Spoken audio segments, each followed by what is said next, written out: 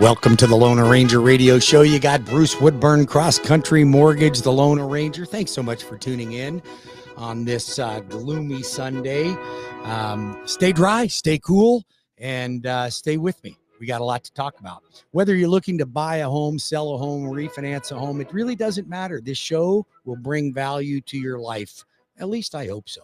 Keep in mind, I'm not a professional radio show, talk show host. I'm a professional mortgage lender, and I'm a coach to help people establish and gain and maintain wealth in the real estate arena.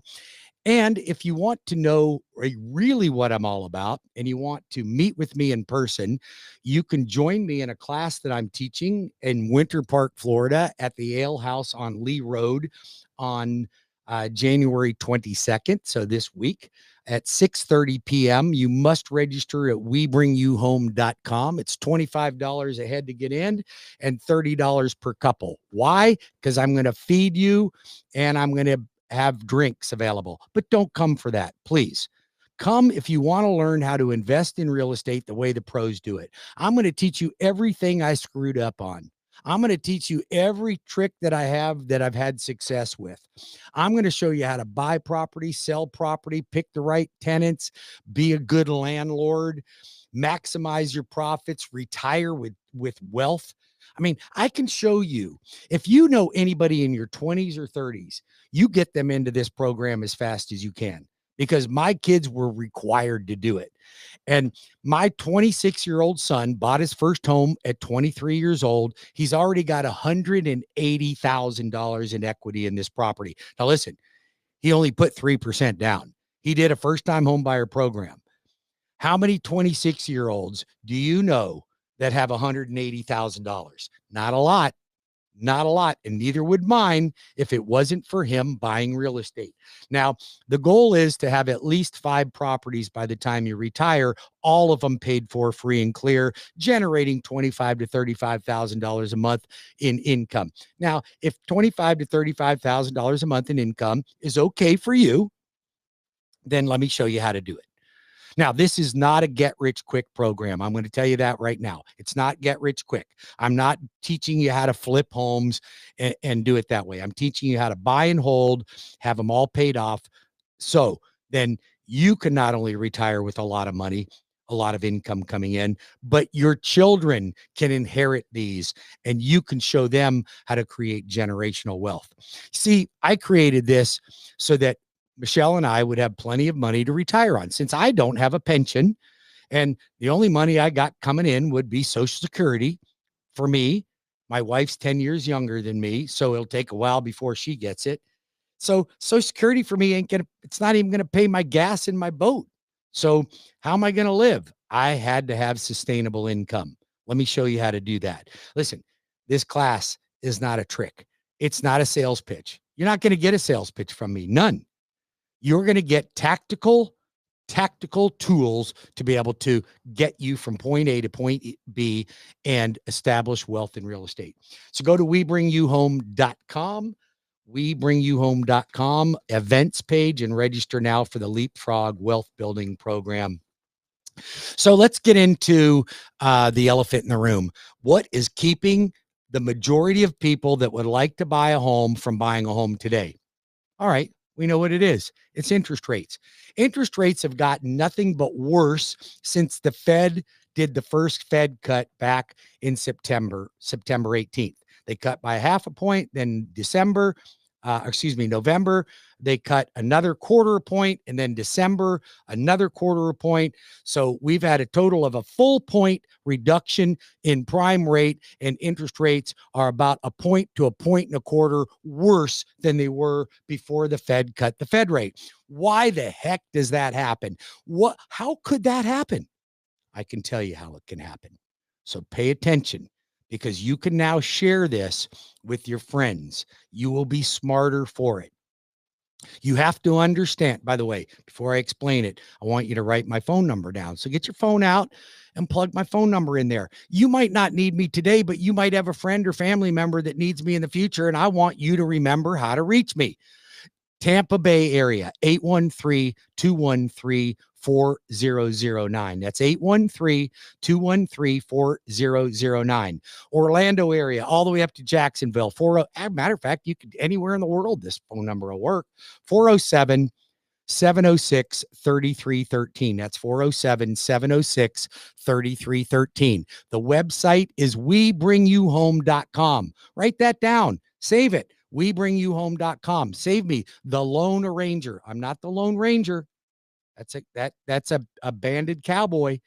I am the Lone Arranger. I'm a mortgage cowboy. So LOANARRANGER, Lone Arranger. So check me out on YouTube. Check me out on Facebook.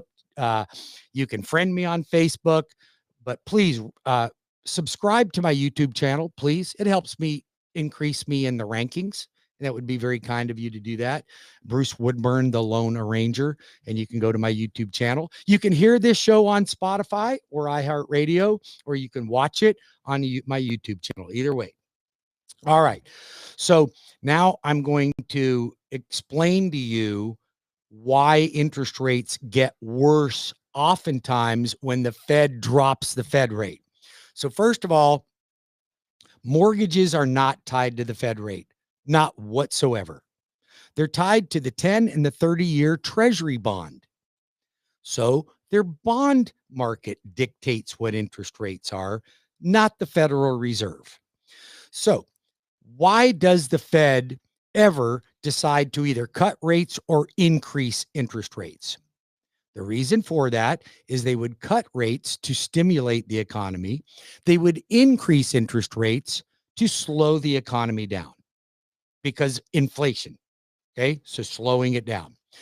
So they had already slowed it down. They made these drastic rate increases back in 2022 and 2023, drastic increases, too fast, and it literally shut the market down. So it did what they wanted it to do. It shut it down. Now, it didn't slow down the housing market, however. Houses still were increasing by 5-6% per year. Now, they have recently dropped the Fed rate by a full point over 3 cuts. So why would that increase mortgage rates? Because mortgages are tied to bonds. And when you stimulate the economy with a rate cut, it bolsters or stimulates the stock market, or equities it's called, and that is stimulated. So you have to remember that institutional money move money from bonds to equities. They move it to equities when there's an opportunity to make more money. When the market is unstable, they move it to bonds. They don't make a lot of money in bonds, but they don't lose money. It's stable. So it's a parking place for institutional money. When I say institutional money, it's not your measly 401k. It's all those 401ks that manager manages. It's in big insurance company moving billions of dollars around. That's institutional money. Those are the money makers. Those are the market makers that establish really what you pay for anything. You think it's random? It's not random. It's made. So anyways, the market makers or institutional money move from bonds into equities or stocks when there's an opportunity for growth. So when they stimulated the market and lowered the Fed rate, it stimulated the stock market. Money gets sucked out of the bond market. Bonds get worse. Therefore, interest rates get worse. So we've lost a lot of ground in that. Your rates are running around 7.25% right now. So is that really an opportunity? Is there a buying signal for you right now? So I want to address that one first. By the way, 407-706-3313 or 813-213-4009 or webringyouhome.com. Okay. So is it a buying opportunity? I think it's a huge buying opportunity. Here's the problem. Most people are blind to it. They always get fearful instead of getting greedy. So, one of my favorite phrases are from Warren Buffett: be greedy when others are fearful and be fearful when others are greedy. Well, during COVID, they were being greedy. You should have been fearful. Now they're fearful. The market's fearful. I don't like rates. My payment's going to be too high. Houses are too expensive. That's fear. That's fear. And investors eat that up. They see that as opportunity. They look at the average person and they go, you're a moron. You don't see the big picture. The big picture is that's a buying opportunity. Well, yes, your payment's going to be higher, but it can get lower. You can't refinance the purchase price after you buy a home, but you can refinance your mortgage. So you buy now because it's a buying opportunity. As soon as rates drop, it's not going to be a buyer's opportunity anymore. It's going to be a seller's opportunity. So but the average person goes, I'm going to wait for interest rates to drop. Well, not the smartest thing you could have done, but you fit in with the rest of the people, the majority of the people. You're normal. It's just not smart. You're normal. It's just not smart.